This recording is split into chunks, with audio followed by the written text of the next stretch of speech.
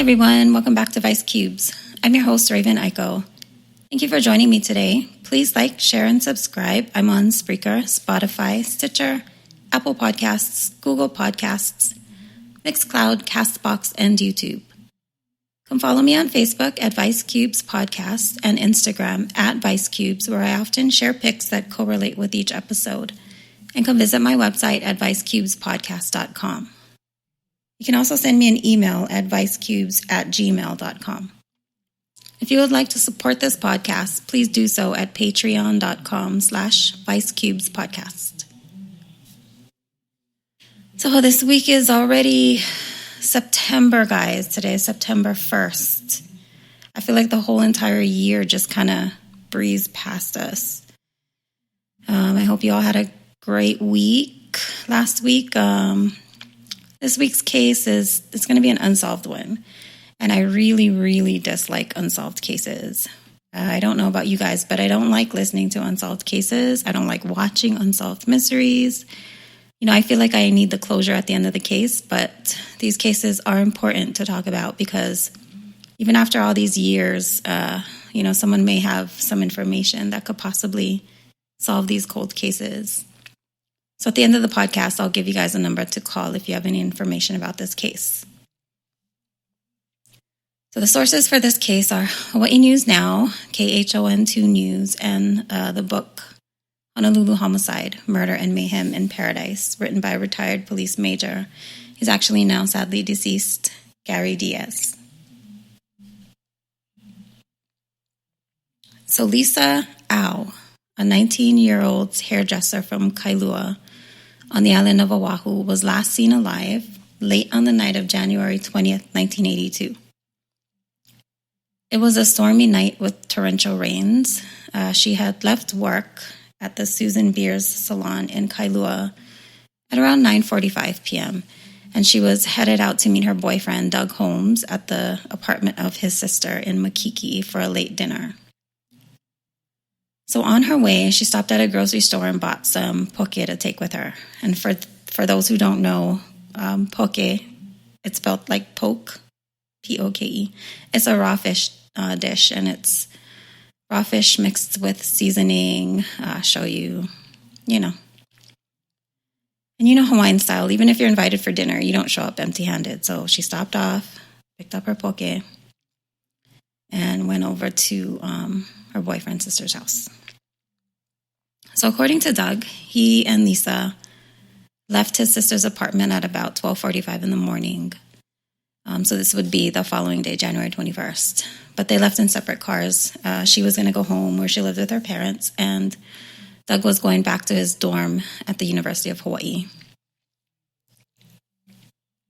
So the next day, Doug got a phone call at his dorm from Lisa's parents informing him that she had not made it home the night before.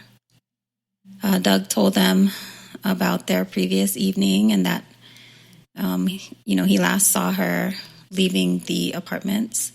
He told them he would go looking for her. So according to him, he drove around, for hours trying to find her. And then later in that day, he called the Hawaii Police Department and reported that he had found her car, a 1976 Toyota, on the shoulder off the highway in Maunawili near the old Kailua Drive-In. So it should be noted here that Lisa had just gotten her driver's license like 2 days before this. And her father had helped her actually go purchase her car. So according to her dad, it was a good car and it was reliable. So the police officer that responded to the call of her car being located noted that the driver's side window was rolled halfway down and that there was about 2 to 3 inches of water on the floor of the vehicle and that the seat was soaked and drenched. Curiously, though, Lisa's purse was on the seat, but it was completely dry. So the officer had concerns that the purse may have been placed there after the rains had stopped. Missing from the vehicle and purse were Lisa's driver's license and the vehicle's registration. Crime scene technicians would later say that the car had been wiped clean of any evidence. Once word got out that Lisa had been missing, hundreds of volunteers showed up and started searching for her. Sadly, on January 31st, 1982, Lisa's body was found by a jogger and his dog in a ravine off of Tantless Drive in Makiki. Her body was naked and decomposed to the point where it was not possible to identify the cause of death. According to then homicide detective, retired detective Gary Diaz, he was a detective at the time. He said that the death was classified as a homicide anyway because of the fact that she was found naked and so far away from her car. So just days after Lisa's body was found, police had zeroed in on a suspect, and it was one of their own. Once this theory went public, island-wide panic ensued. Women feared that a police officer was pulling them over or pulling women over just to attack them and to kill them. For about a year, an investigative grand jury heard evidence against the suspected HPD officer. However, then prosecutor Charles Marsland was unable to secure an indictment. It was thought that the push to go after an officer was due to intense public pressure for an arrest. They used any clue they could that pointed to an officer, such as the window being rolled halfway down and the driver's license and vehicle registration being missing. There was also a witness that said that they saw a car on the side of the road and saw a car behind it with blue flashing lights in the grille. When the police officer's name was leaked, another woman came forward saying that the officer had pulled her over in an unmarked car with blue flashing grille lights. This particular officer also had a complaint filed against him for sexual harassment by a young woman during a police ride-along. Oh, and also he lived near Lisa. So after the grand jury refused to indict the officer, the case was tainted and it discouraged prosecutors from trying again. Bert Corneal was a lieutenant assigned to the Criminal Investigations Division at this time. Mr. Corneal is now 72 years old and he's retired in Florida. But when he left the police department, he began working as a private investigator for the Owl family. This was that case for him, the one that he couldn't let go of. He tried to get answers for the family, and he started all over again from scratch. He investigated the case from the beginning. So he believed that the medical examiner didn't do a thorough job during the autopsy. A year after Lisa's death, her body was exhumed, and police took her skull and jawbone and asked a medical examiner in Los Angeles to see if he could determine cause of death. Apparently, the skull can provide many clues.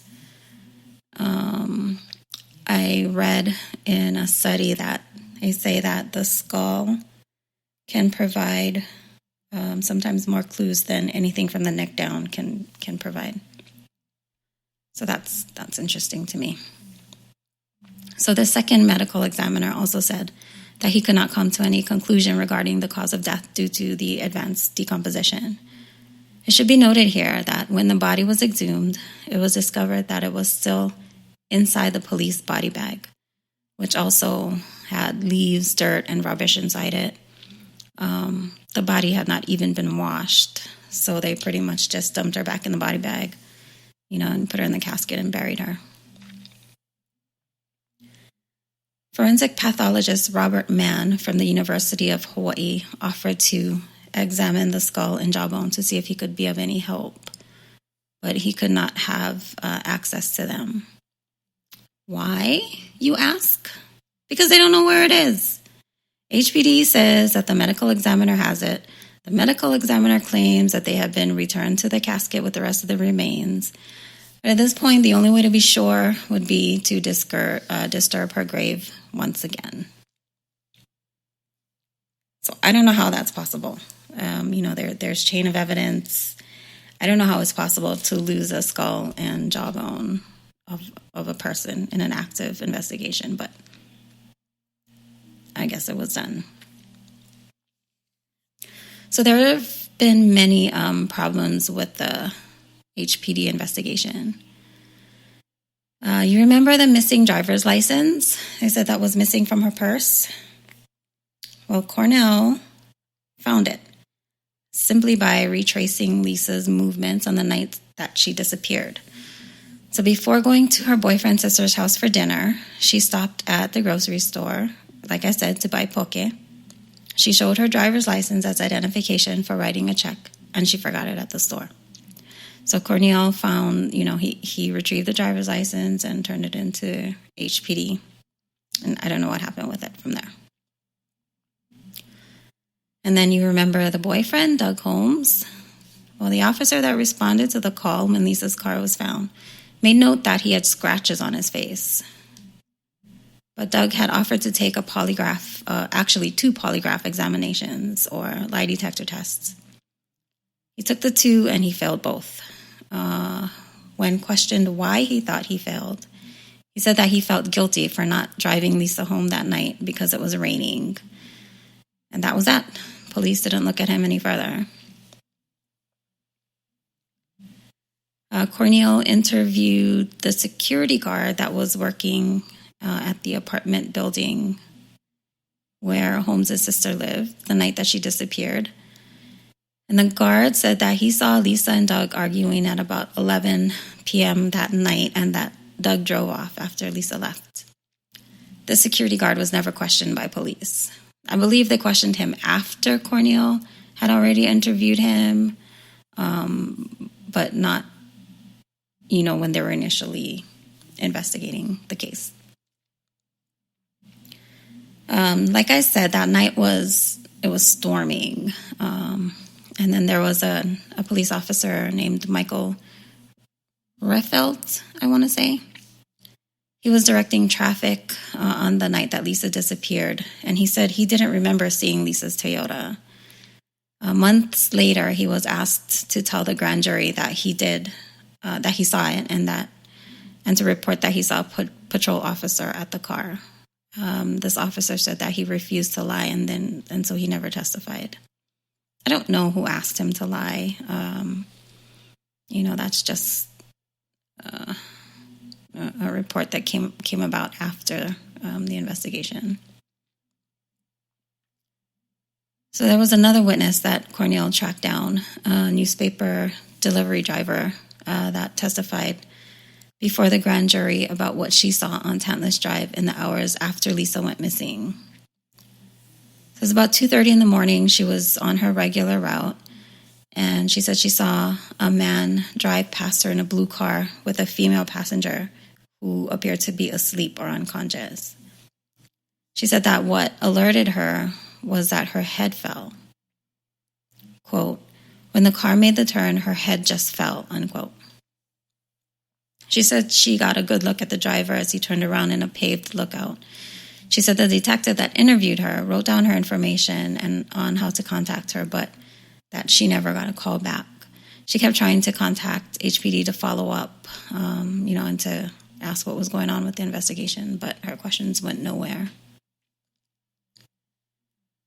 So in 1985, now this is 3 years after Lisa's death, the lead detective in the case, Nelson Lum, wrote in a sworn statement that his massive and intensive investigation had produced no evidence against the city employee acting within the course of their employment.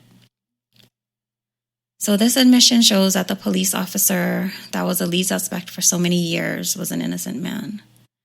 It's as though, there were so many wasted years pursuing something that went nowhere. Lum also said that he didn't think that Doug Holmes did it because he had no motive. No third party was involved, so there was no jealousy, there was no money involved, there was no baby on the way. The explanation Holmes gave about why he felt guilty and failed the polygraph test was good enough for Lum to clear him.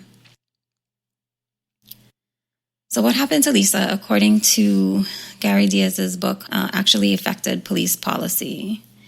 He said that the HPD administration outlawed blue lights in the grills of police officers' vehicles. So basically, police officers had to have the dome light on the top of their cars and not just the lights in the grill. That was too easy for people to, you can buy those blue lights.